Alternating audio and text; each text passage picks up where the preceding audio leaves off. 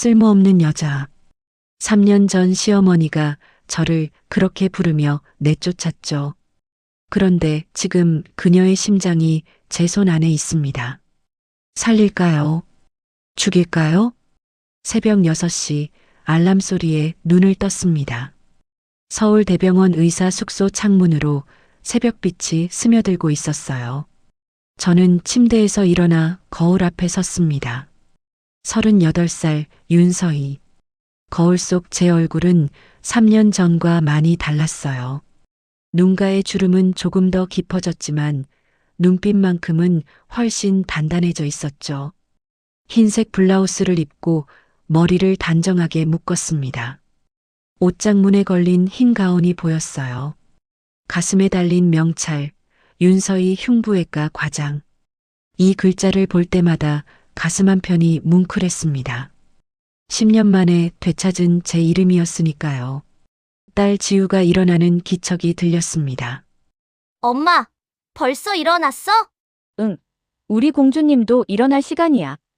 8살 지우는 눈을 비비며 거실로 나왔어요. 작고 아담한 투룸 아파트였지만 이곳은 누구의 눈치도 보지 않아도 되는 저희 둘만의 공간이었습니다.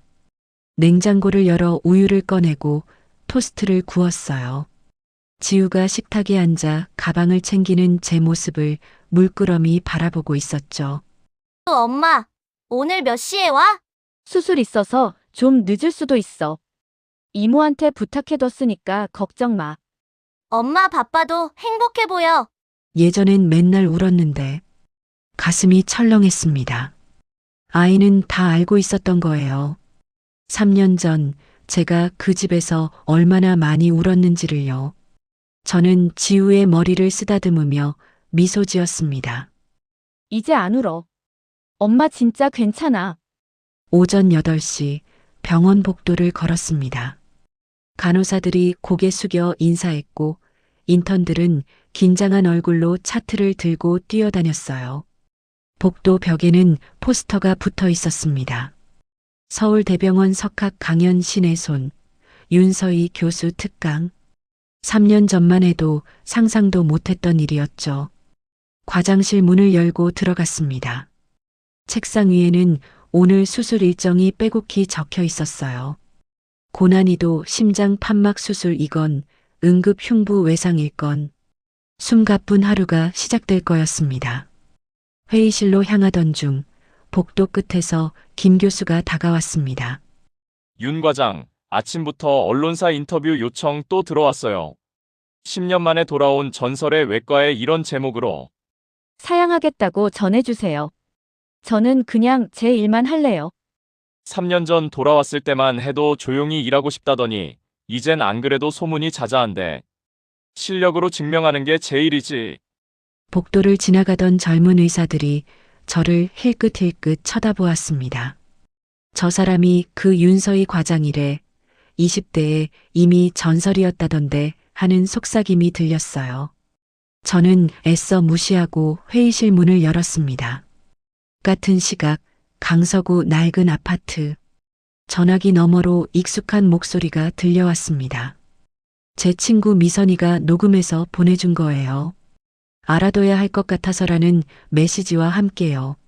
그 여자 말이야. 결국 도망간 거잖아. 우리 민준이가 얼마나 고생했는데. 엄마, 그 얘기 그만해요. 벌써 3년 지났잖아요. 3년이 뭐가 중요해? 며느리가 남편 내팽개치고 나간 게 자랑이야? 요즘 여자들은 다 그래. 조금만 힘들면 이혼하고. 68살 박말순. 제 전 시어머니였습니다. 목소리는 여전히 날카로웠고 저에 대한 험담도 변함없었죠. 민준아, 재혼 생각 좀 해봐. 지우도 엄마 필요하잖아. 민준. 엄마, 그 얘기 나중에 해요. 전 남편 민준의 목소리는 지쳐 있었습니다. 3년 전 이혼 서류에 도장 찍을 때 그는 아무 말도 하지 못했었어요. 미안해라는 말 한마디만 남긴 채요. 녹음 파일을 끄고 휴대폰을 책상 위에 내려놓았습니다. 가슴이 답답해지려는 찰나 깊게 숨을 들이쉬었어요. 나는 더 이상 그곳 사람이 아니야. 스스로에게 되뇌었습니다. 오후 2시 첫 번째 수술이 끝났습니다. 수술복을 벗고 휴게실로 들어갔어요. 커피 한 잔을 뽑아 창가에 섰습니다. 병원 정원에서 환자 가족들이 산책하는 모습이 보였죠. 어머니를 부축하는 딸, 휠체어를 밀어주는 아들, 손자를 안은 할머니. 예전엔 저런 모습이 부러웠습니다. 왜 우리 가족은 저렇지 못할까? 왜 저는 사랑받지 못할까? 하지만 이제는 알아요. 사랑은 국어라는 게 아니라 선택받는 거라는 걸요. 휴대폰이 울렸습니다. 지우 담임 선생님이었어요. 어머니, 지우가 오늘 그림 그리기 대회에서 상 받았어요. 온 가족이 함께 웃고 있는 그림이었는데 엄마랑 지우 단둘이 그려놓았더라고요. 얼마나 예쁜지. 감사합니다, 선생님. 제가 곧 데리러 갈게요. 전화를 끊고 미소 지었습니다. 지우는 아빠가 없어도 할머니가 없어도 행복했어요. 엄마가 우는 모습 안 보고 엄마가 웃는 모습만 보면서 자라고 있었죠. 그때 비서실에서 급하게 전화가 왔습니다. 과장님, 응급 환자 들어왔는데요. 심장 판막 협착 말기, 상태가 심각해서. 당장 갑니다. 복도를 뛰어갔습니다. 응급실 문을 열고 들어서는 순간 시간이 멈춘 것 같았어요. 침대 위에 산소 마스크를 쓴 여자. 창백한 얼굴, 가쁜 숨소리. 옆에는 초조하게 서 있는 30대 후반 남자. 모니터에 환자 정보가 떴습니다. 박말순, 68세, 심장 판막 협착증. 그리고 보호자 란에는 박민준. 차트를 든 제 손이 미세하게 떨렸습니다. 복도에서 그 남자와 눈이 마주쳤어요. 3년 만이었습니다. 전 남편 박민준이었죠. 그의 얼굴은 헬쑥했고 눈가에는 깊은 그림자가 져 있었어요. 하지만 저는 표정 하나 변하지 않았습니다. 그저 차트를 내려다보며 차갑게 말했어요. 이 환자분과 보호자께서는 타 병원 전원을 권장합니다. 1층 응급실 데스크에서 안내받으세요. 서희야, 제발. 엄마가 정말 위험해. 다른 병원은 다 거절했어. 수술 못한다고. 저는 그의 말을 끊고 간호사에게 말했습니다. 이 환자 전원 절차 진행해 주세요. 그리고 돌아서서 복도를 걸어 나왔습니다. 뒤에서 민준이 제 이름을 부르는 소리가 들렸지만 돌아보지 않았어요. 과장실 문을 닫고 책상에 앉았습니다. 손이 떨렸습니다. 3년 만에 본 그 사람. 그리고 침대에 누워있던 그 여자. 왜 하필 여기로 온 거죠? 창밖을 바라보았습니다. 해가 지고 있었어요. 황혼의 주황빛이 사무실을 물들이고 있었죠. 휴대폰이 울렸습니다. 병원장 직통이었어요. 윤 과장, 응급환자 건인데 국내에서 자네만 할 수 있는 수술이라고 하더군. 들어와서 얘기 좀 하세. 수화기를 든 채 저는 눈을 감았습니다. 운명이라는 게 있다면 지금이 그런 순간일까요? 병원장실 문을 두드렸습니다. 무거운 참나무 책상 뒤에 앉은 병원장이 저를 바라보았어요. 60대 중반, 온화해 보이는 얼굴이었지만 지금은 진지한 표정이었죠. 앉게. 응급환자 건 들었나? 네, 들었습니다. 그래서 전원을 권유했고요.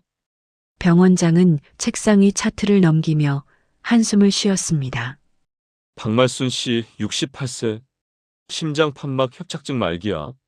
이미 삼성, 세브란스, 아산병원 다 거절했어. 수술 난이도가 너무 높고 성공률도 30%가 안 된다고. 자네만 할 수 있다는 게 모든 병원의 공통된 의견이야. 제 턱이 굳었습니다.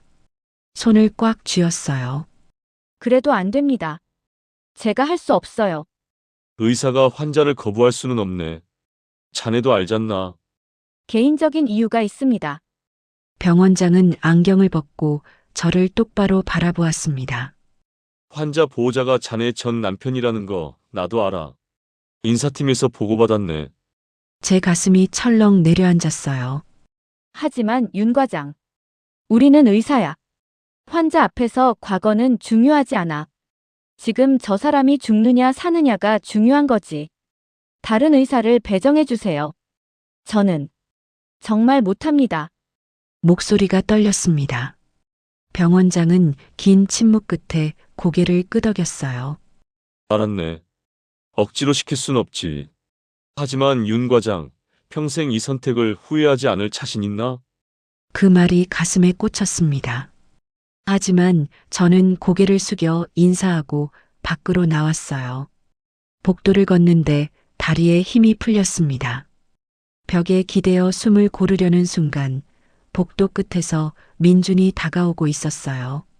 그는 저를 보자마자 달려왔습니다. 서희야, 제발 한 번만 들어줘. 비켜주세요. 갈 길 바쁩니다. 그의 손이 제 팔을 붙잡았습니다. 저는 손을 뿌리쳤어요. 손 떼세요. 5분만, 아니, 3분만 시간 줘. 부탁이야. 그의 목소리는 절박했습니다. 눈가가 붉어져 있었고 머리는 흐트러져 있었어요. 3년 전 이혼할 때보다 훨씬 늙어 보였죠. 저는 팔을 뿌리치고 차갑게 말했습니다. 3년 전에 제가 그렇게 빌었을 때 당신은 뭐라고 했죠? 민준의 얼굴이 창백해졌습니다. 엄마 말이 맞는 것 같아. 우리 헤어지자. 기억나세요? 제가 무릎 꿇고 울면서 한 번만 믿어달라고 했을 때 당신은 등 돌렸잖아요. 미안해. 정말 미안해. 내가 잘못했어.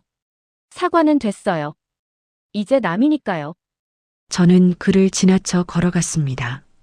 하지만 민준의 다음 말에 발걸음이 멈췄어요. 지우는 지우는 잘 지내. 심장이 쿵 내려앉았습니다. 천천히 돌아섰어요. 지우 이름 입에 올리지 마세요. 당신은 양육권 포기했잖아요. 3년 동안 단 한 번도 안 보러 온 사람이 이제 와서 애 이름 부를 자격 없어요. 나도 보고 싶었어. 하지만 자격이 없을 것 같아서. 맞아요. 자격 없어요. 그러니까 제발 저희 인생에 나타나지 마세요. 복도 끝으로 걸어가는데 뒤에서 민준의 흐느끼는 소리가 들렸습니다. 하지만 돌아보지 않았어요. 과장실로 돌아와 문을 잠갔습니다. 책상에 앉아 두 손으로 얼굴을 감쌌어요. 심장이 너무 빨리 뛰었습니다. 3년 전 기억이 파도처럼 밀려왔죠. 시댁 거실, 시어머니의 날카로운 목소리. 이게 뭐야? 병원 사직서. 내가 감히 우리 허락도 없이? 민준 오빠가 아직 회복 중이라서요. 곁에 있어주고 싶어서. 그래서 의사 그만둔다고? 미쳤어? 그럼 넌 뭐가 돼? 그냥 무능한 며느리잖아. 엄마, 그만. 너 닥쳐. 이 여자가 우리 집안 망치려고 작정했어. 책상이 휴대폰이 울렸습니다. 플래시백에서 깨어났어요. 김 교수였습니다. 윤 과장, 응급 환자 상태 나빠지고 있어요. 혈압 떨어지고 호흡 곤란 심해졌대요. 빨리 결정 안 하면 다른 의사 배정하라고 했어요. 이미 다 검토했는데 아무도 못한대요. 정말로 윤 과장이 아니면 환자가 죽을 수도 있어요. 전화를 끊었습니다. 창밖을 바라보았어요. 해가 완전히 졌고 병원 불빛만 밝혀져 있었죠. 죽게 내버려둬야 할까? 그 생각이 머릿속을 스쳤습니다. 그리고 바로 제 자신이 무서워졌어요. 밤 9시 병원 옥상으로 올라갔습니다. 차가운 바람이 얼굴을 때렸어요. 도시의 불빛이 반짝이고 있었죠. 옥상 벤치에 앉아 휴대폰을 꺼냈습니다. 지우와의 사진들을 넘겼어요. 생일 케이크 앞에서 웃고 있는 지우. 동물원에서 찍은 사진. 유치원 졸업식 날. 모든 사진에 아빠는 없었습니다. 할머니도 없었어요. 오직 저와 지우 둘뿐. 그때 옥상 문이 열렸습니다. 김 교수였어요. 여기 있었구나. 찾았어. 그는 제 옆에 앉았습니다. 한동안 아무 말 없이 앉아 있었죠. 3년 전 자네가 이혼하고 복귀했을 때 기억나. 눈빛이 완전히 죽어 있었어. 수술실 들어가서만 살아있는 것 같았지. 그런데 요즘은 달라. 딸 얘기할 때 눈빛이 살아있어. 많이 행복해진 것 같아서 나도 기뻤어. 교수님은 제가 수술하길 바라세요? 아니, 나는 자네가 후회하지 않길 바라는 거야. 어떤 선택을 하든 김 교수는 일어서며 제 어깨를 두드렸습니다. 내일 아침까지 생각해봐. 환자 상태가 그때까진 버틸 거야. 그가 떠나고 혼자 남았습니다. 별이 하나 둘 보이기 시작했어요. 나는 무엇을 선택해야 할까? 자정이 넘어 집에 돌아왔습니다. 문을 열자 거실에 불이 켜져 있었어요. 소파에 지우가 이불을 덮고 자고 있었죠. 옆에는 종이가 한 장 놓여 있었습니다. 손으로 삐뚤빼뚤 쓴 글씨였어요. 엄마, 오늘 선생님이 그랬어요. 엄마는 세상에서 제일 훌륭한 의사래요. 아픈 사람을 고쳐주는 거니까요. 나도 엄마처럼 되고 싶어요. 사랑해요. 밑에는 제가 흰 가운 입고 있는 그림이 그려져 있었습니다. 옆에 작은 지우가 손잡고 있는 모습이었죠. 무릎에 힘이 풀려 바닥에 주저앉았습니다. 편지를 가슴에 안았어요. 뜨거운 눈물이 흘러내렸습니다. 엄마는 의사니까. 지우의 말이 귓가에 맴돌았습니다. 저는 천천히 일어나 지우를 안고 방으로 옮겼어요. 이불을 덮어주고 이마에 입맞춤했죠. 지우가 잠결에 미소 지었습니다. 책상 앞에 앉았습니다. 서랍을 열자 오래된 상자가 있었어요. 뚜껑을 열었습니다. 낡은 의사 면허증이 들어 있었습니다. 그 밑에는 10년 전 신문 기사 스크랩. 20대 천재 외과에 불가능한 수술 성공. 그리고 맨 아래에는 이혼 서류 사본. 3개의 종이를 책상 위에 나란히 놓았습니다. 과거와 현재, 그리고 선택. 창밖으로 새벽빛이 비치기 시작했어요. 서울대병원 건물이 희미하게 보였죠. 휴대폰을 들었습니다. 병원장 번호를 찾았어요. 손가락이 화면 위에서 멈췄습니다. 나는 의사다. 하지만 그 사람들에게 아무것도 빚진 게 없다. 입술을 깨물었습니다. 그리고 전화를 걸었습니다. 병원장님, 저예요. 윤서희입니다. 윤 과장, 결정했나? 저는 창밖을 바라보며 천천히 입을 열었습니다. 수술. 제가 하겠습니다. 그 말이 입 밖으로 나오는 순간 제 심장이 세게 뛰었습니다. 후회할까요? 아니면 창밖 하늘이 점점 밝아지고 있었습니다. 오전 9시 흰 가운을 입고 병실로 향했습니다. 복도를 걷는 발걸음이 무거웠어요. 손에 든 차트가 이상하게 무게감이 느껴졌죠. 박말순, 68세. 3년 전 저를 집에서 내쫓았던 그 사람. 병실 문 앞에 섰습니다. 깊게 숨을 들이쉬었어요. 손잡이를 잡고 문을 열었죠. 침대에 시어머니가 누워 있었습니다. 산소 마스크를 쓰고 있었고 모니터에서 심장 박동 소리가 규칙적으로 들렸어요. 3년 사이 많이 늙어 보였습니다. 머리카락은 반쯤 백발이 됐고 얼굴은 창백했죠. 침대 옆에 민준이 앉아 있었어요. 저를 보자 벌떡 일어났습니다. 저는 그를 보지 않고 침대로 다가갔습니다. 차트를 펼쳤어요. 환자분, 의식 있으시죠? 수술 전 설명 드리러 왔습니다. 시어머니의 눈이 천천히 떠졌습니다. 산소 마스크 너머로 저를 바라보는 눈빛. 그 눈이 점점 커졌어요. 박말순이 마스크를 벗으려 했습니다. 손이 떨리고 있었죠. 너가 여기서 뭐 하는 거야? 목소리는 약했지만 여전히 날카로웠습니다. 저는 표정 하나 변하지 않았어요. 환자분 담당 의사입니다. 윤서희 흉부외과 과장입니다. 의사, 너가? 말도 안 돼. 시어머니의 얼굴이 일그러졌습니다. 믿을 수 없다는 표정이었죠. 네, 의사입니다. 환자분 수술을 제가 집도하게 됐습니다. 그 순간 시어머니가 고개를 세차게 저었습니다. 싫어. 절대 안 돼. 너한테는 안 받아. 엄마, 제발. 너 닥쳐. 저 여자가 나를 수술한다고? 미쳤어? 날 죽이려고 작정한 거지? 저는 차트를 천천히 덮으며 말했습니다. 그렇다면 전원하시면 됩니다. 다만 다른 병원에서는 수술을 거절했고 환자분 상태로는 이송 중 사망 위험이 80%입니다. 냉정한 목소리였습니다. 시어머니의 얼굴이 하얗게 질렸어요. 그럼 다른 의사는, 이 병원 다른 의사는 모두 거절했습니다. 수술 난이도가 너무 높다고요. 그때 병실 문이 열렸습니다. 시누이 2명이 들어왔어요. 오빠, 엄마 상태가. 저를 본 시누이의 얼굴이 굳었습니다. 그 옆에 선 다른 시누이도 놀란 표정이었죠. 윤서희, 내가 왜 여기 있어? 저는 이 병원 흉부외과 과장입니다. 환자분 담당 의사고요. 뭐, 의사. 너가? 거짓말이지? 복도 벽에 붙은 의사 명단을 가리켰습니다. 거기에 제 이름과 사진이 있었죠.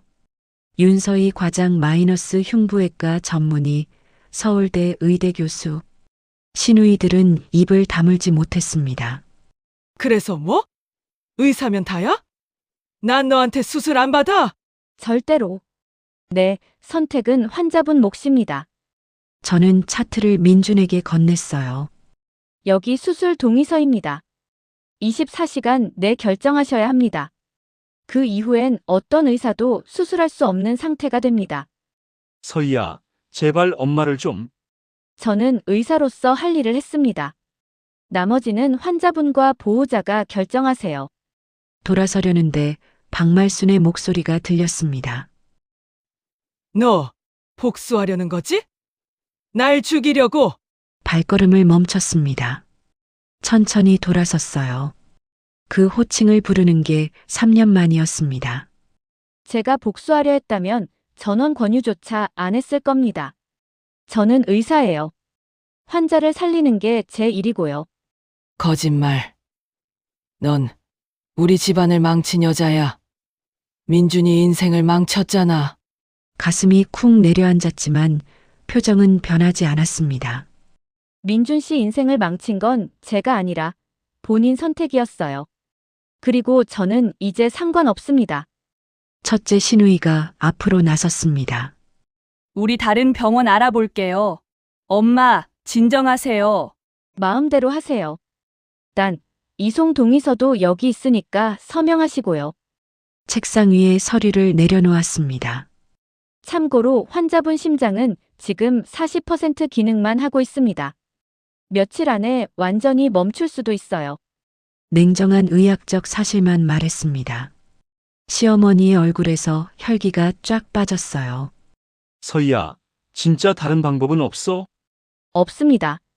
수술이 유일합니다. 그럼 다른 의사한테 부탁해봐. 돈 더 줄게. 이미 서울 주요 병원 모두 검토했습니다. 제 말 안 믿으시면 직접 확인해 보세요. 둘째 시누이가 휴대폰을 꺼내 급하게 전화를 걸었어요. 삼성병원, 세브란스 병원에 차례로 전화했죠. 몇 분 후 그녀의 얼굴이 창백해졌습니다. 다들 안 된대요. 너무 어렵다고. 침묵이 흘렀습니다. 모니터의 심장 박동 소리만 규칙적으로 울렸어요. 박말순이 떨리는 목소리로 물었습니다. 성공률은 얼마야? 겨우 30%? 네. 그리고 제가 하면 50%까지 올라갑니다. 그게 현재 최선입니다. 시어머니의 눈에서 눈물이 흘러내렸어요. 처음 보는 모습이었습니다. 저를 무시하고 학대하던 그 여자가 지금 울고 있었죠. 나 죽기 싫어. 가슴 한편이 아팠습니다. 하지만 감정을 드러내지 않았어요. 수술 결정되면 내일 오전 8시입니다. 그때까지 결정하세요. 병실을 나왔습니다. 복도에 나서자 다리에 힘이 풀렸어요. 벽에 기대어 숨을 고르고 있는데 민준이 뒤따라 나왔습니다. 서희야, 고마워. 정말 고마워.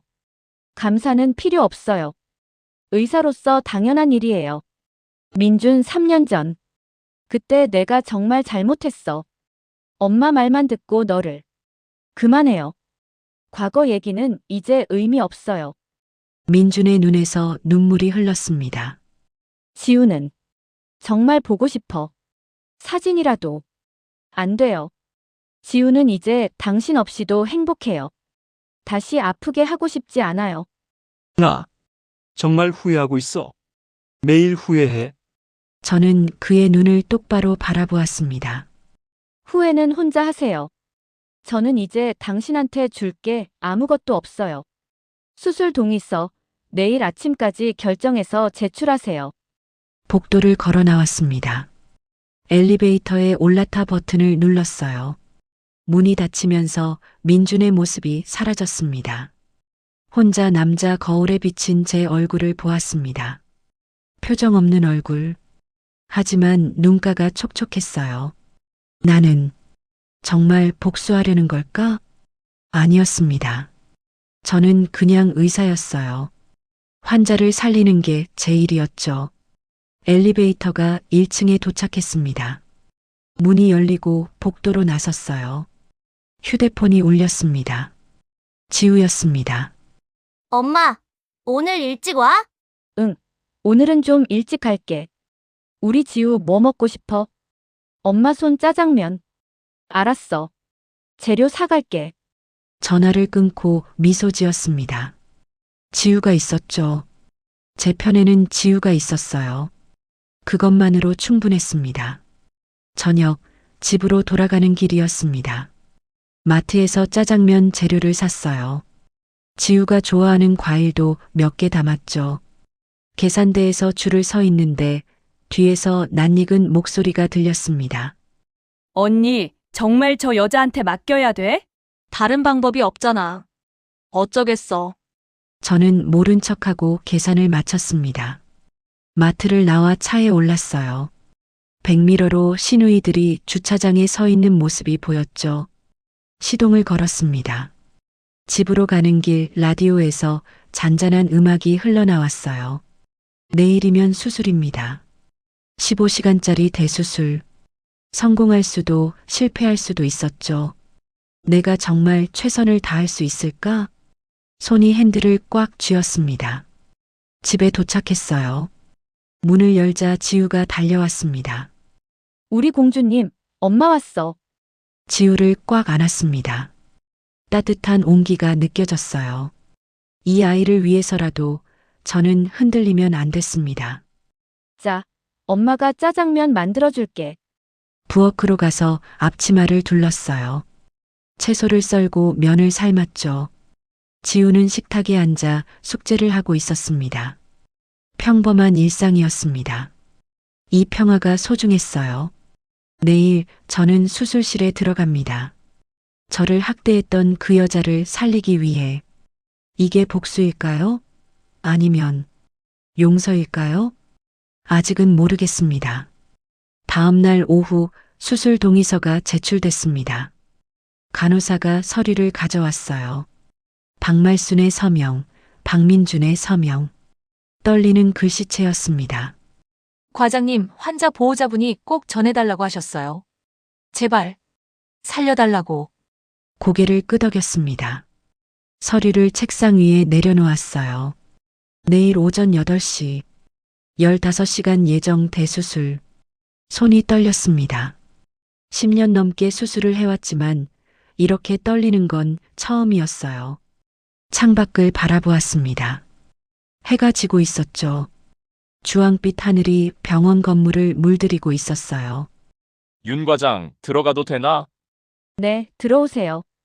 김 교수가 커피 2잔을 들고 들어왔습니다. 하나를 제 앞에 놓았어요. 내일 큰 수술이라며. 준비는 됐어? 모르겠어요. 메스를 들 수 있을지. 10년 전 자네가 처음 수술할 때 생각나네. 그때도 떨었지? 고개를 끄덕였습니다. 김 교수는 제 스승이었어요. 레지던트 시절부터 저를 가르쳤죠. 그때 내가 뭐라고 했는지 기억하나? 환자는 그냥 환자다. 다른 생각은 수술실 밖에 두고 들어가라. 김 교수 맞아. 내일도 그렇게 하면 돼. 수술대 위에 누워있는 사람은 그냥 심장병 환자야. 그 이상도 이하도 아니지. 하지만 쉽지 않았습니다. 그 사람은 그냥 환자가 아니었으니까요. 저녁 7시 수술 준비 회의를 마쳤습니다. 마취과 간호팀, 보조의사들과 상세한 계획을 세웠어요. 모두 긴장한 얼굴이었죠. 환자 나이가 있어서 마취 리스크가 큽니다. 각별히 주의해야 해요. 알고 있습니다. 제가 신호드리면 바로 대응 부탁드려요. 회의를 마치고 복도로 나왔습니다. 시계를 봤어요. 8시. 집으로 가야 할 시간이었지만 발이 떨어지지 않았습니다. 그때 복도 끝에서 낯익은 모습이 보였어요. 70대 초반의 남자. 휠체어를 타고 있었죠.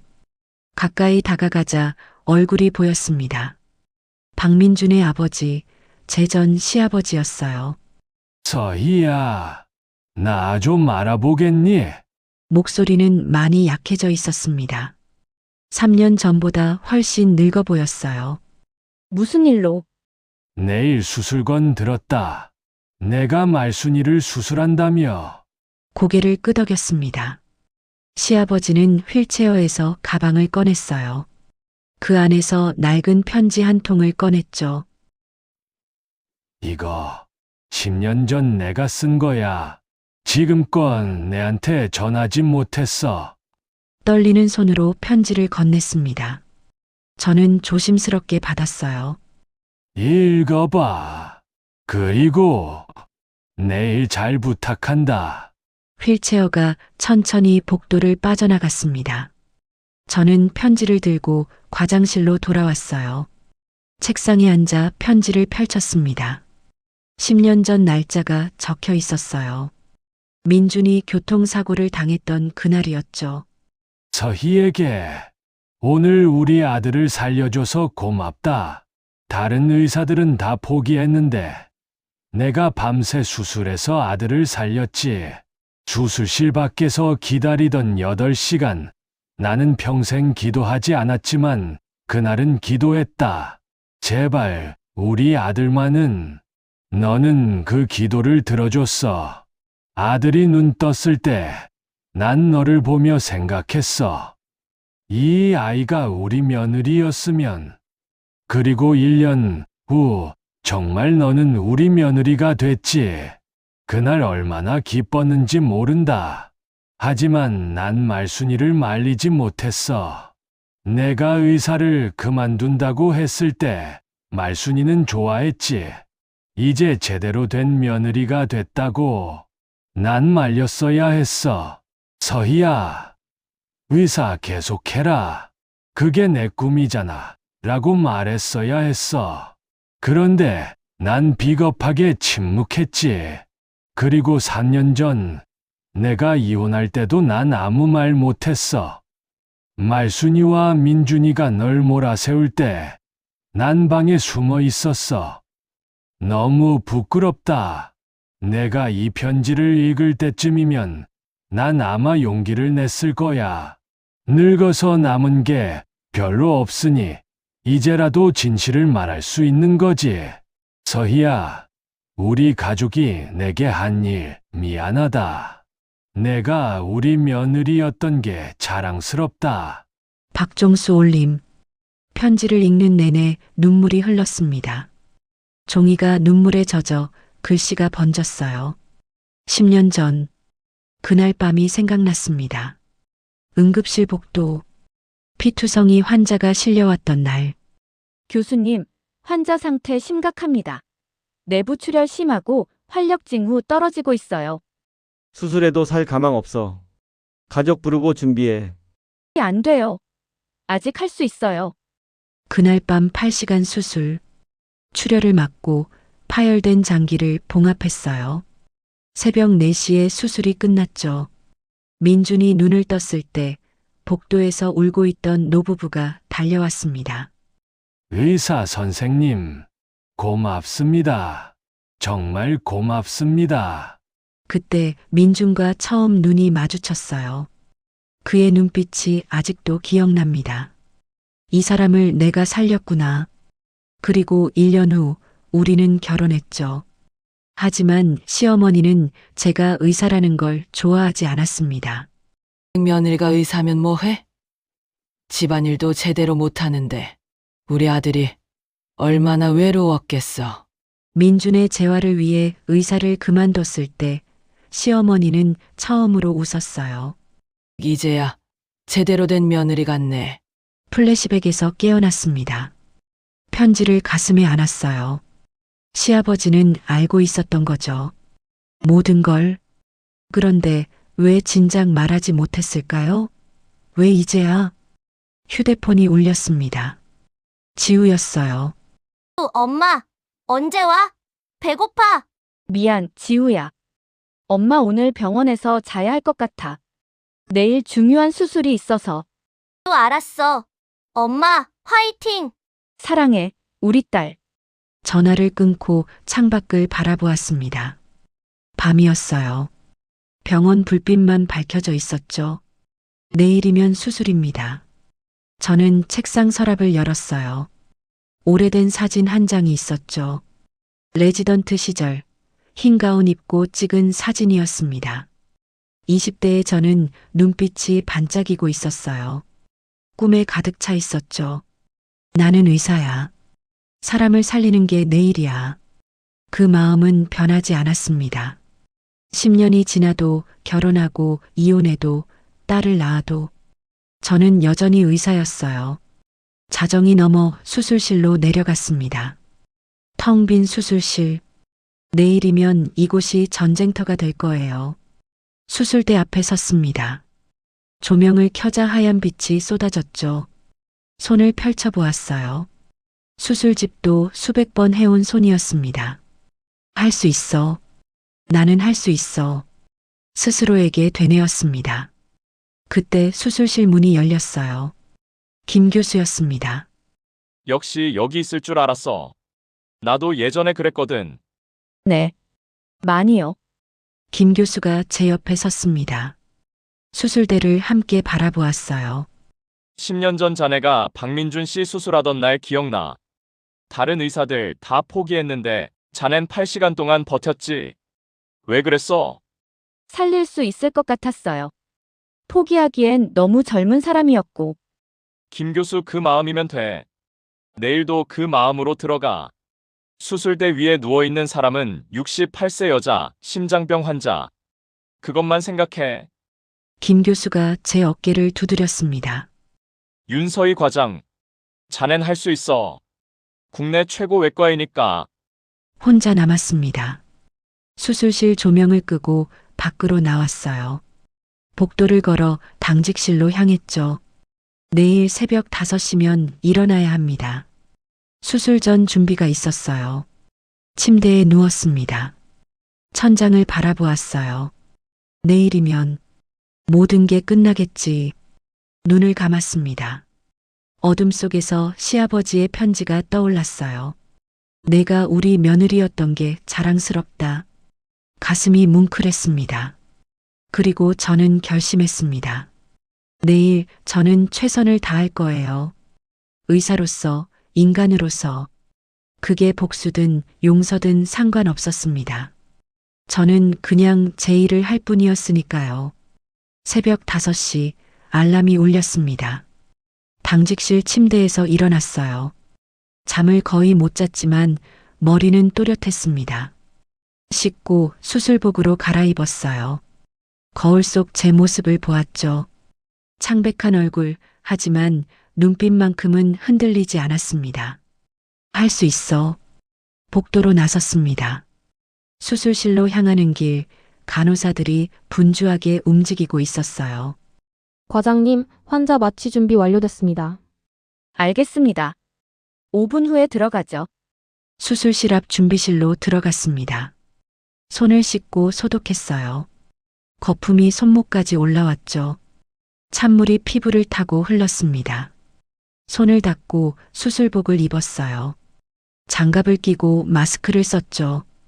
거울에 비친 제 모습. 이제 저는 그냥 의사였습니다.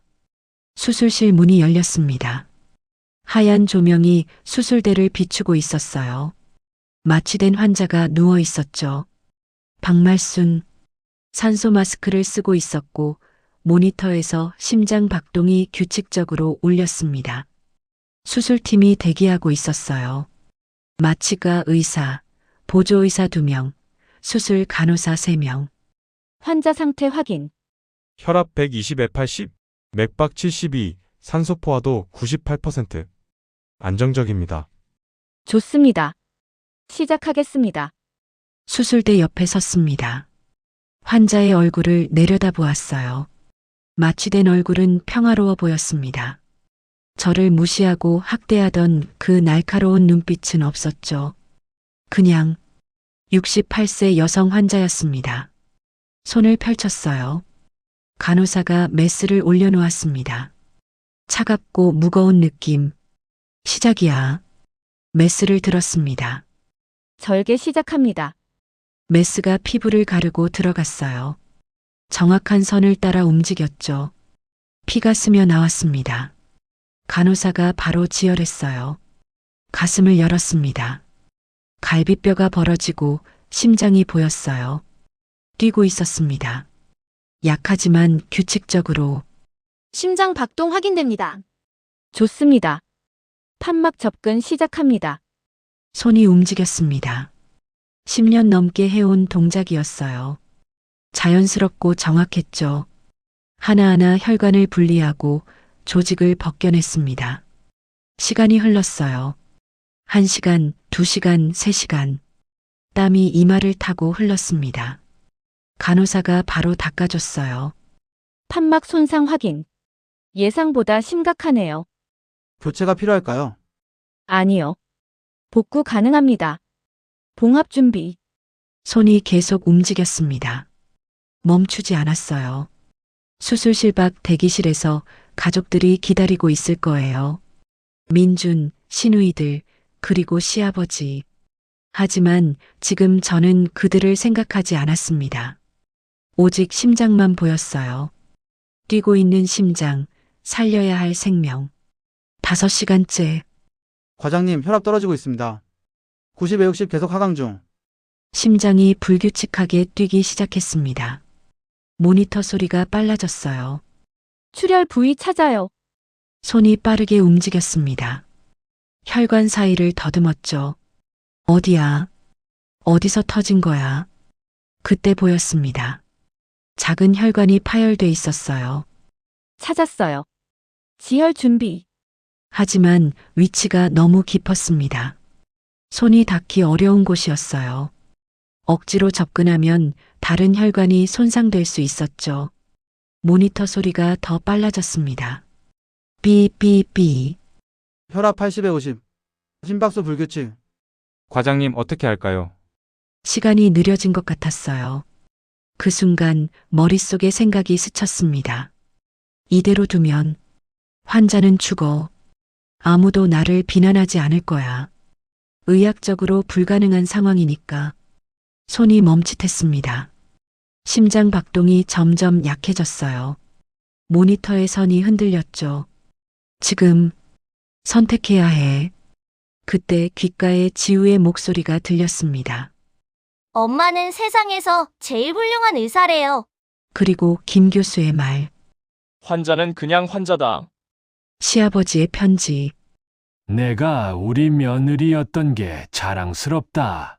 눈을 감았습니다. 깊게 숨을 들이쉬었어요. 그리고 눈을 떴습니다. 새로운 접근 경로로 갑니다. 모두 집중. 손이 다시 움직였습니다. 이번엔 다른 각도로 들어갔어요. 조금씩 신중하게, 정확하게. 혈관을 피해 깊숙이 들어갔습니다. 손끝에 파열 부위가 느껴졌어요. 간호사가 바로 건넸습니다. 한 땀, 한 땀 정확하게 꿰맸어요. 지혈 확인. 출혈이 멈췄습니다. 지혈 완료. 혈압 회복 중. 90에 60. 100에 70. 안정됩니다. 심장 박동이 다시 규칙적으로 돌아왔어요. 모니터 소리도 안정됐죠. 수술실에 안도의 한숨이 흘렀습니다. 저는 손을 내려다 보았어요. 장갑에 피가 묻어 있었습니다. 살렸어. 10시간째 판막 복구가 거의 끝나갔습니다. 마지막 봉합만 남았어요. 마지막 봉합 들어갑니다. 손이 정확하게 움직였습니다. 익숙한 동작이었죠. 한 땀 한 땀. 봉합이 완료됐습니다. 판막 기능 확인. 모니터를 보았어요.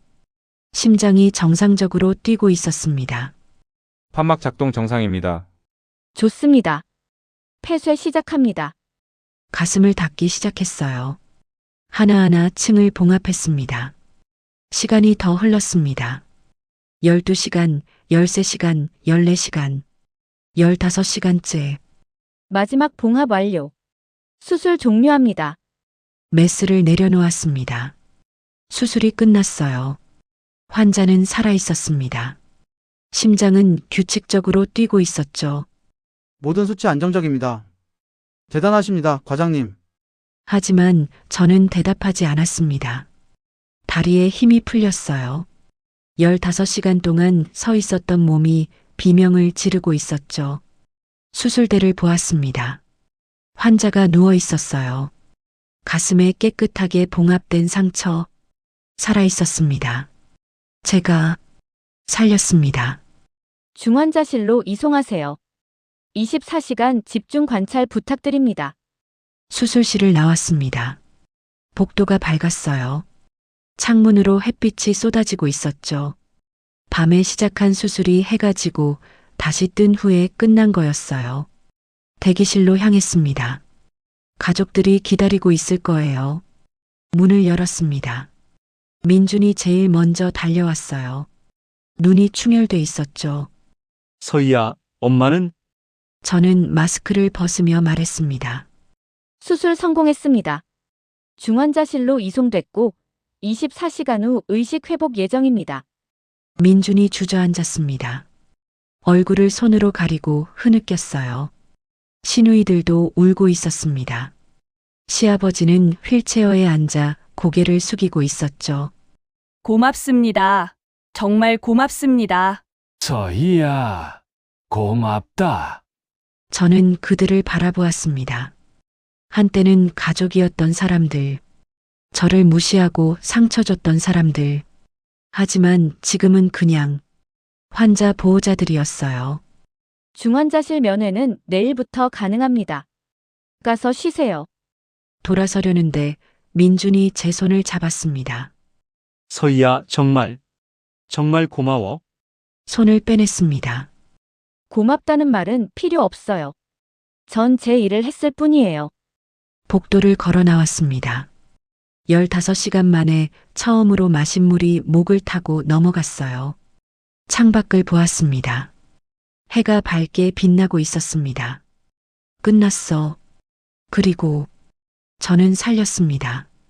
복수도 아니고 용서도 아닌 그냥 의사로서 한 사람의 생명을 살렸어요. 다음 날 아침 중환자실로 들어갔습니다. 박말순이 침대에 누워 있었어요. 눈은 감겨 있었지만 모니터 수치는 안정적이었죠. 차트를 확인했습니다. 혈압, 맥박, 산소 포화도 모두 정상 범위. 과장님, 환자분 몇 시간 전부터 손가락 움직임 보였어요. 곧 깨어날 것 같습니다. 알겠습니다. 깨어나면 바로 연락 주세요. 병실을 나오려는데 복도에서 민준과 마주쳤습니다. 서희야, 엄마 상태는 어때? 안정적입니다. 곧 깨어날 겁니다. 정말 고마워. 어제 수술. 너 아니었으면. 저는 그의 말을 끊었습니다. 박민준 씨. 저는 이제 환자분 주치의일 뿐이에요. 개인적인 대화는 하지 않겠습니다. 그의 얼굴이 어두워졌습니다. 하지만 저는 돌아서서 걸어갔어요. 더 이상 미련은 없었습니다. 오후 2시 긴급 호출이 왔습니다. 과장님, 환자 깨어났어요. 중환자실로 달려갔습니다. 박말순이 눈을 뜨고 있었어요. 산소 마스크를 쓰고 있었지만 의식은 또렷해 보였죠. 침대 옆에 섰습니다. 환자분, 들리세요? 저는 윤서희 과장입니다. 시어머니의 눈이 저를 향했어요. 천천히 초점이 맞춰졌죠. 그 순간 시어머니의 눈에서 눈물이 흘러내렸습니다. 마스크를 벗으려 했어요. 손이 떨리고 있었죠. 저는 조심스럽게 마스크를 벗겨줬습니다. 목소리는 약했지만 또렷했습니다. 내가 살았구나. 네, 수술 성공했습니다. 앞으로 회복 과정을 잘 따라주셔야 합니다. 시어머니는 천장을 바라보며 눈물을 흘렸어요. 수술하는 동안 꿈을 꿨어. 어둠 속에 있었는데 누군가 내 손을 잡아주는 느낌이었어. 마취 중에 종종 그런 경험을 하십니다. 그게 너였구나. 가슴이 뭉클했지만 표정은 변하지 않았습니다. 회복에 집중하세요. 보호자 면회는 10분만 가능합니다. 밖으로 나가려는데 시어머니가 말했습니다. 서희야, 잠깐만. 멈춰섰습니다. 고맙다. 정말 고마워. 고개를 끄덕이고 밖으로 나왔습니다. 복도에 민준과 신우이들이 서 있었어요. 들어가셔도 됩니다. 10분만 면회 가능합니다. 그들이 병실로 들어갔습니다. 저는 복도 창가에 섰어요. 해가 기울고 있었죠. 끝났어. 이제 정말 끝이야. 일주일이 지났습니다. 박말수는 빠르게 회복하고 있었어요. 일반 병실로 옮겨갔고 걸을 수도 있게 됐죠. 매일 회진을 돌며 상태를 확인했습니다. 철저히 의사로서만 대했어요. 그런데 이상한 일이 생겼습니다. 시누이들이 병원 곳곳에서 저를 기다리고 있는 거예요. 윤서희 과장님, 잠깐만요. 복도를 걷는데 첫째 시누이가 따라왔습니다. 무슨 일이세요? 저기, 엄마 퇴원하면 집에서 관리해야 하잖아요. 그런데 우리가 의학 지식이 없어서 혹시 좀 알려주실 수 있나요? 퇴원 시 간호사가 모든 설명 드릴 겁니다. 아, 그게 아니라 전화번호라도 받아둘 수 있을까요? 혹시 모를 상황에. 병원 대표 번호로 연락하세요. 응급 상황은 119입니다. 차갑게 답하고 지나갔습니다. 다음 날은 둘째 시누이였어요. 과장님, 저희 엄마가 식사를 잘 못하시는데. 영양과에 상담 신청하세요. 아니, 그게. 과장님이 직접 좀. 죄송하지만 그건 제 업무가 아닙니다. 그들이 무엇을 원하는지 알 수 있었습니다. 다시 예전처럼 돌아가고 싶은 거죠. 며느리로서 돌봐주길 바라는 거예요. 하지만 그건 불가능했습니다. 2주 후 퇴원 날이었습니다. 박말수는 휠체어에 앉아 있었어요. 많이 좋아진 얼굴이었죠. 퇴원 축하드립니다. 약은 정확한 시간에 드시고 2주 후 외래 진료 예약되어 있습니다. 고마워. 서희야. 건강 잘 챙기세요. 돌아서려는데 민준이 앞을 막아섰습니다. 서희야, 우리 얘기 좀 할 수 있을까? 할 얘기 없어요. 민준 제발. 5분만. 부탁이야. 시어머니와 시누이들이 저를 바라보고 있었어요. 한숨을 쉬고 복도 한쪽으로 갔습니다. 민주는 주머니에서 봉투를 꺼냈어요. 이거 수술비야. 그리고 사례비도. 필요 없어요. 수술비는 병원에 정산하면 되고 사례비는 받지 않습니다. 서희야, 우리 다시 시작할 수 없을까? 귀를 의심했습니다. 지우도 아빠가 필요하고 엄마도 내가 있어야 한다고. 우리 다시 한번. 그 순간 화가 치밀었습니다. 지금 정신이 있는 거예요? 3년 전에 저를 버렸잖아요. 이혼하자고 한 건 당신이에요. 지우 양육권 포기한 것도 당신이고요. 그때는 내가 어리석었어. 이제는 달라졌어. 달라진 게 뭔데요? 어머니가 아프니까 며느리가 필요한 거 아니에요? 민준의 얼굴이 창백해졌습니다. 제가 의사라는 걸 이제 알았으니까 편하게 쓰려고 다시 데려가려는 거죠? 아니야, 그게 아니라. 박민준 씨. 저는 당신 무료 주치의가 아니에요. 그리고 절대 다시는 당신 가족 돌아가지 않습니다. 복도를 걸어 나왔습니다. 손이 떨렸어요. 화가 났습니다. 과장실로 돌아와 문을 잠갔습니다. 책상에 주저앉았어요. 심장이 빠르게 뛰었죠. 또 이러는 거야? 수술해서 살려줬더니 이제는 다시 이용하려는 거였어요. 휴대폰이 울렸습니다. 모르는 번호였죠. 받지 않았어요. 계속 울렸습니다. 결국 받았습니다. 과장님, 저예요. 그 얘기 좀 다시 생각해 주세요. 우리 엄마가 정말 전화를 끊었습니다. 또 울렸어요. 이번엔 둘째 신우이였습니다. 끊었습니다. 민준에게서도 문자가 왔어요. 서희야, 제발 한 번만 더 기회를 줘. 우리 정말 반성하고 있어. 휴대폰을 책상에 내려놓았습니다. 창밖을 바라보았어요. 비가 내리기 시작했습니다. 내가 잘못한 걸까? 아니었습니다. 저는 아무 잘못도 하지 않았어요. 수술한 것도 살려준 것도 모두 의사로서 당연한 일이었죠. 그런데 왜 이렇게 괴로울까요? 그날 저녁 집에 돌아왔습니다. 지우가 달려왔어요. 엄마, 오늘 학교에서 누가 찾아왔어? 지우 할머니라고. 내가 아빠 닮았대. 그런데 난 아빠 얼굴 기억 안 나는데. 심장이 멎는 것 같았습니다. 할머니가 뭐라고 했어? 보고 싶었다고. 그리고 사탕 줬어. 근데 선생님이 못 받게 했어. 잘했어, 지우야. 지우를 꽉 안았습니다. 아이의 따뜻한 체온이 느껴졌어요. 이제 지우한테까지. 밤늦게 휴대폰이 또 울렸습니다. 박말순의 번호였어요. 어떻게 제 번호를 알았을까요? 받지 않았습니다. 문자가 왔어요. 서희야, 나 엄마야. 지우 보고 싶어서 학교 앞에 갔었어. 미안해. 그냥 손주 얼굴이 보고 싶었어. 우리 다시 가족이 될 수 없을까? 휴대폰을 끄고 침대에 누웠습니다. 천장을 바라보았어요. 눈물이 흘렀습니다.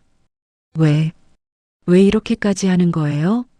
수술해서 살려줬더니 이제는 제 삶까지 다시 빼앗으려는 거였어요.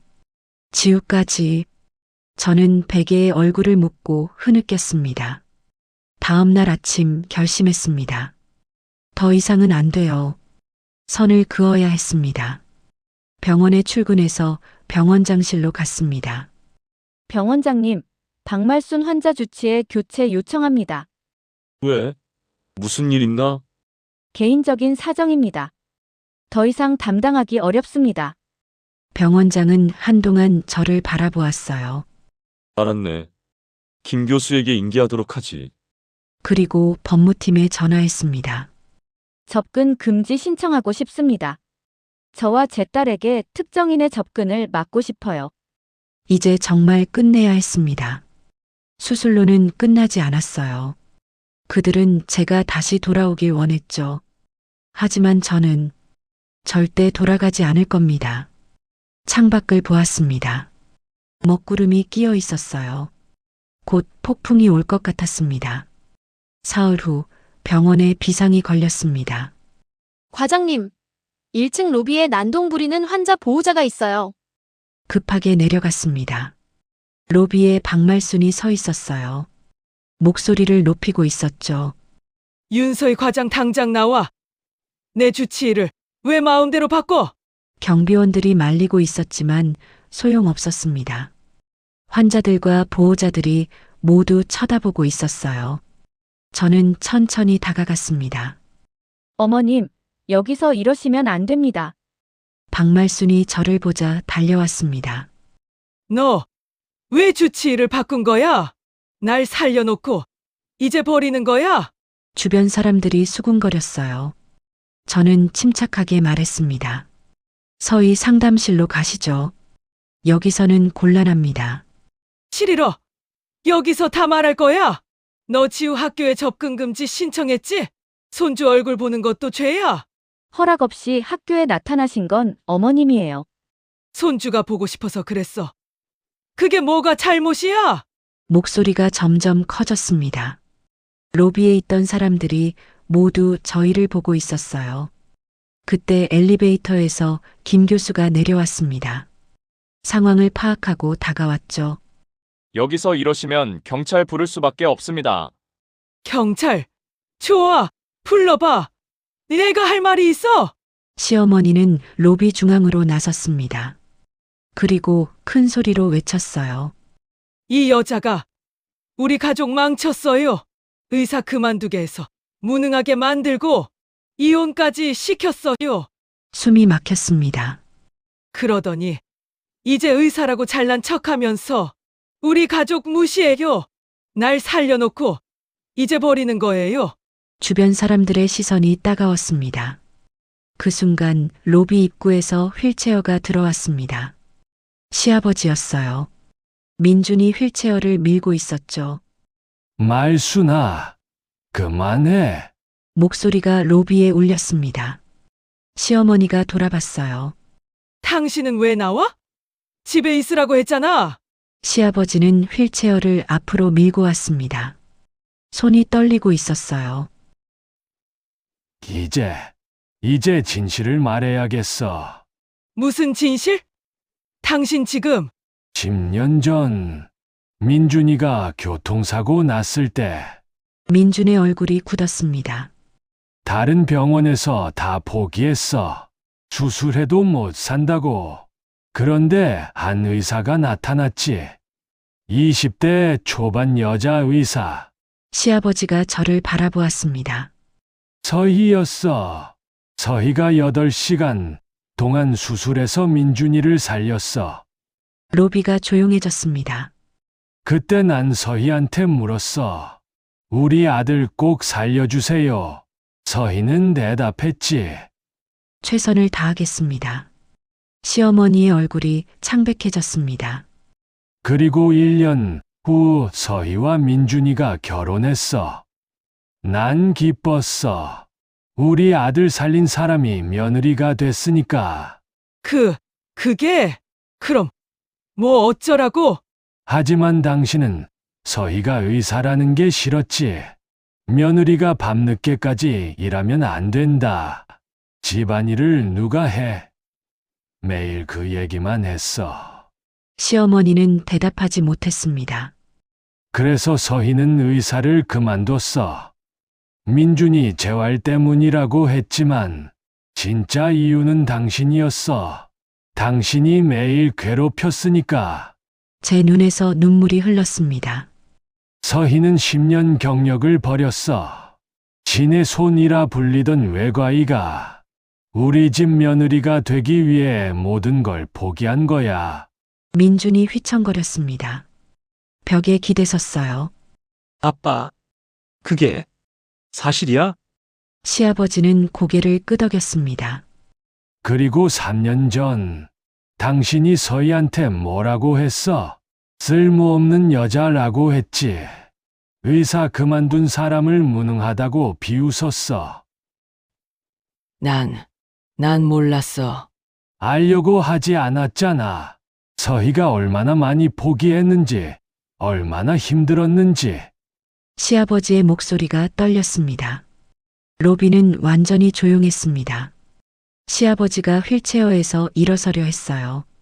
몸이 휘청거렸지만 민준이 부축했죠. 천천히 제 앞으로 걸어왔습니다. 그리고 무릎을 꿇었습니다. 아버님, 안 돼요. 서희야, 미안하다. 내가 너를 지켜주지 못했어. 71세 노인이 바닥에 무릎 꿇고 있었습니다. 눈물이 흘러내렸어요. 당신이 우리 아들을 살렸는데 우리는 당신을 죽였어. 당신의 꿈을, 인생을 망쳤어. 저는 무릎을 꿇고 시아버지를 일으켰습니다. 아버님, 일어나세요. 제발. 시아버지를 휠체어에 앉혔어요. 손이 떨렸습니다. 그리고 천천히 시어머니를 바라보았습니다. 박말수는 그 자리에 서서 울고 있었어요. 처음 보는 모습이었죠. 나 몰랐어. 내가 민준이를 살린 줄. 알았다고 뭐가 달라져요? 목소리가 차가웠습니다. 제가 의사였든 아니든 저는 사람이에요. 존중받아야 할 인간이었어요. 10년을 포기했어요. 제 꿈을, 제 커리어를, 제 자존감을. 어머님, 가족을 위해서요. 눈물이 흘렀지만 목소리는 단단했습니다. 그런데 어머님은 저를 쓸모없다고 했죠. 거지 같다고, 무능하다고. 미안해. 정말 미안해. 미안하다는 말로 10년이 돌아와요? 제 20대가 돌아와요? 시어머니는 대답하지 못했습니다. 민준이 앞으로 나섰습니다. 서희야, 나도 몰랐어. 내가 나를 살린 줄. 서희 당신도 알았어야 했어요. 아내가 왜 의사를 그만뒀는지, 왜 매일 울었는지. 미안해. 정말 미안해. 3년 전 이혼할 때 당신 뭐라고 했죠? 엄마 말이 맞는 것 같아. 민준의 눈에서 눈물이 쏟아졌습니다. 당신은 한 번도 제 편이 아니었어요. 어머님이 저를 괴롭힐 때 당신은 방에 숨어 있었죠. 내가 잘못했어. 이제 와서 후회해도 소용없어요. 돌아서려는데 시어머니가 달려와 제 손을 잡았습니다. 서희야. 제발. 다시 한 번만. 우리 다시. 손을 뿌리쳤습니다. 제발. 지우라도. 손주라도 보게 해줘. 안 돼요. 지우는 이제 행복해요. 다시 상처받게 하고 싶지 않아요. 나 정말 반성하고 있어. 죽을 뻔했잖아. 내가 살려준 거 알아. 이제 알았어. 너무 늦었어요. 차갑게 말했습니다. 죽을 뻔하니까 깨달은 거예요. 제가 수술 안 했으면 평생 모르셨겠죠. 시어머니가 바닥에 주저앉았습니다. 박말순 미안해. 정말 미안해. 로비에 있던 사람들이 모두 저희를 보고 있었어요. 어떤 사람은 울고 있었고 어떤 사람은 고개를 끄덕이고 있었죠. 저는 마지막으로 시댁 가족들을 바라보았습니다. 수술비 정산은 병원에 하세요. 그리고 다시는 저와 제 딸 앞에 나타나지 마세요. 부탁이 아니에요. 경고예요. 다시 나타나면 법적 조치 취하겠습니다. 복도를 걸어갔습니다. 뒤에서 시어머니의 흐느끼는 소리가 들렸지만 돌아보지 않았어요. 엘리베이터에 올라탔습니다. 문이 닫히면서 그들의 모습이 사라졌죠. 혼자 남았습니다. 거울에 비친 제 얼굴을 보았어요. 눈물이 흘러내리고 있었습니다. 하지만 후회는 없었어요. 이제 정말 끝났습니다. 과장실로 돌아왔습니다. 책상에 앉아 창밖을 바라보았어요. 휴대폰이 울렸습니다. 지우 선생님이었어요. 어머니, 오늘 지우가 발표대회에서 1등 했어요. 우리 엄마는 영웅이라는 주제로요. 엄마가 사람을 살리는 의사라고 엄마가 자랑스럽다고 발표했어요. 모든 친구들이 박수쳤답니다. 눈물이 또 흘렀습니다. 이번엔 따뜻한 눈물이었어요. 감사합니다, 선생님. 전화를 끊고 미소 지었습니다. 지우가 있었어요. 제 딸이 저를 자랑스러워하는 딸이 있었죠. 그것만으로 충분했습니다. 창밖으로 해가 지고 있었어요. 긴 하루였습니다. 하지만 이제 진짜 새로운 시작이었습니다. 6개월이 흘렀습니다. 가을이었어요. 병원 정원에 단풍이 물들어 있었죠. 저는 이제 서울대병원 흉부외과 부교수가 됐습니다. 국내 최고 권위의 의학 저널에 논문도 실렸어요. 불가능한 수술의 새로운 접근법, 박말순 환자의 케이스를 바탕으로 쓴 논문이었죠. 아이러니했습니다. 저를 가장 괴롭혔던 사람이 제 커리어에 가장 큰 도움이 된 거예요. 오후 5시 진료를 마치고 가방을 챙겼습니다.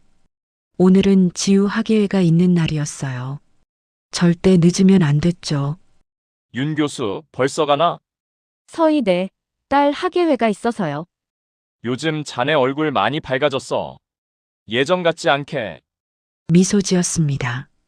학교 강당에 도착했습니다. 학부모들이 빼곡히 앉아 있었어요. 저는 맨 앞줄에 자리를 잡았죠. 무대에 지우가 올라왔습니다.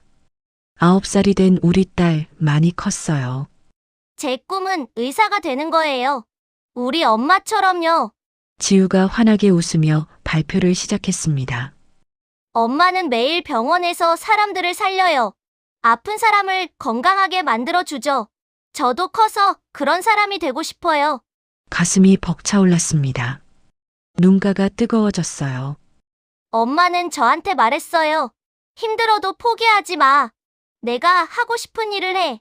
저는 그 말을 기억하고 꿈을 이루고 싶어요. 박수가 터져 나왔습니다. 저도 힘껏 박수 쳤어요.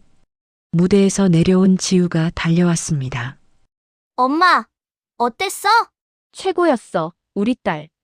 지우를 꽉 안았습니다. 따뜻했어요. 이게 행복이었습니다. 거창한 게 아니었어요. 딸과 함께 서로를 응원하며 사는 것.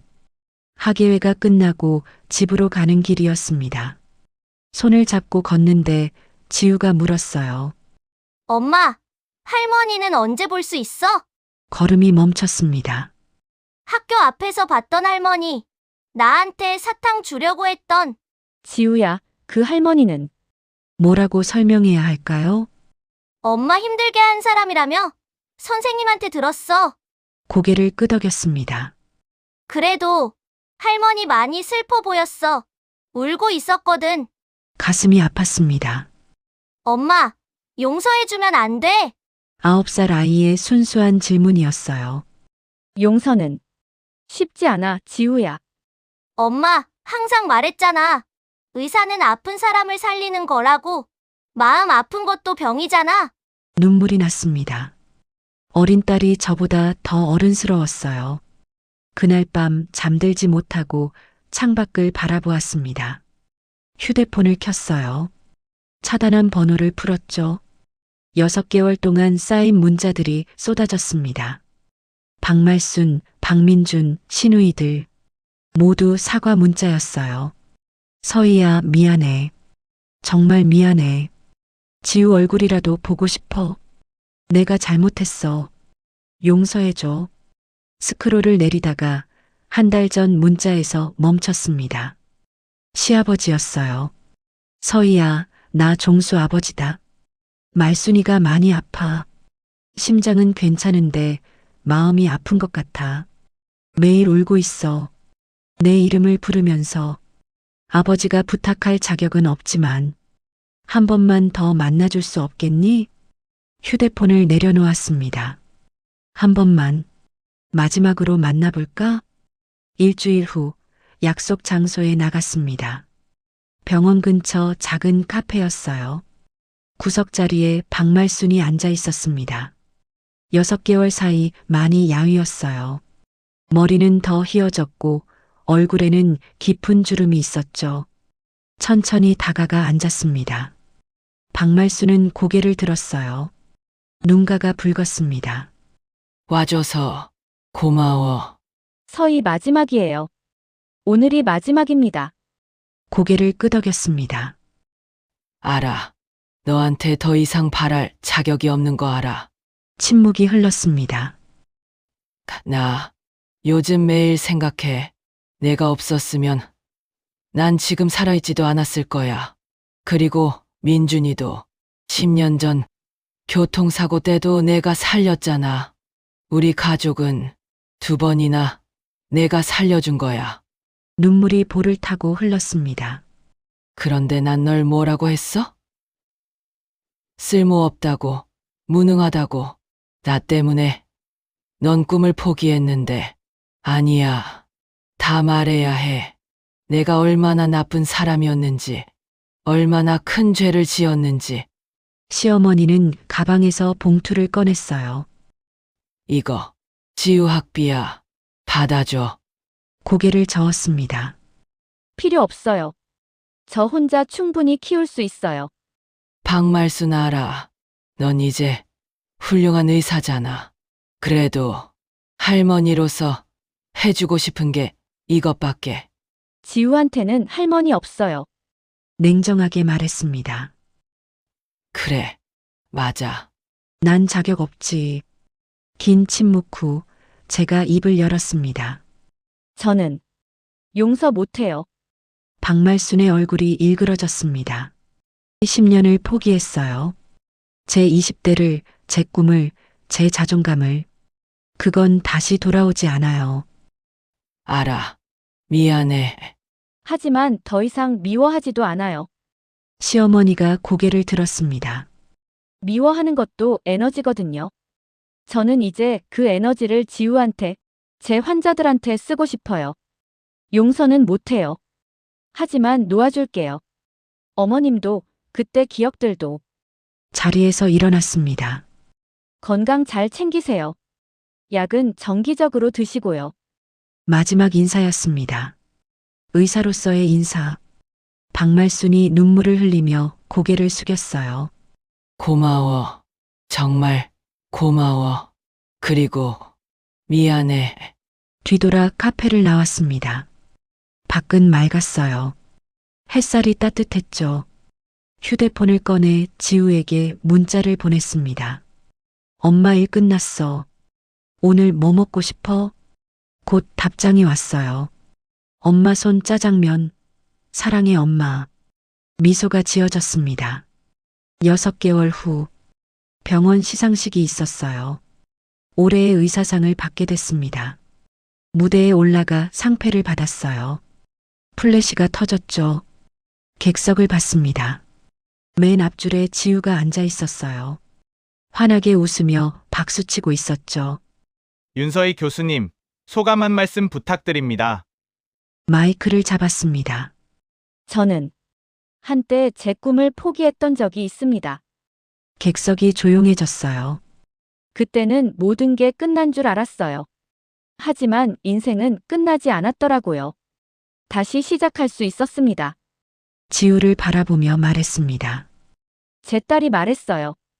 엄마는 영웅이라고. 저는 영웅은 아니지만 딸에게 좋은 엄마, 환자들에게 좋은 의사가 되려고 노력하고 있습니다. 박수가 터졌습니다. 과거는 바꿀 수 없어요. 하지만 미래는 만들어갈 수 있습니다. 저처럼 힘든 시기를 겪고 계신 분들께 말씀드리고 싶어요. 포기하지 마세요. 당신은 다시 시작할 수 있습니다. 무대에서 내려왔습니다. 지우가 달려와 안겼어요. 엄마, 진짜 멋있어. 그날 저녁 집 베란다에서 차를 마셨습니다. 야경이 펼쳐져 있었어요. 도시의 불빛들이 반짝이고 있었죠. 휴대폰에 문자가 왔습니다. 시아버지였어요. 상 받은 거 뉴스에서 봤다. 축하한다. 내가 자랑스럽다. 답장은 하지 않았습니다. 그냥 고맙다고 마음속으로 말했어요. 그리고 휴대폰을 내려놓았습니다. 과거는 과거였어요. 이제 앞만 보고 갈 거예요. 지우와 함께, 제 환자들과 함께. 창밖 별이 빛나고 있었습니다. 아름다웠어요. 인생도 그랬죠. 힘들고 아팠지만 결국 아름다웠습니다. 구독과 좋아요는 사랑입니다. 시청해주신 모든 분들께 감사합니다.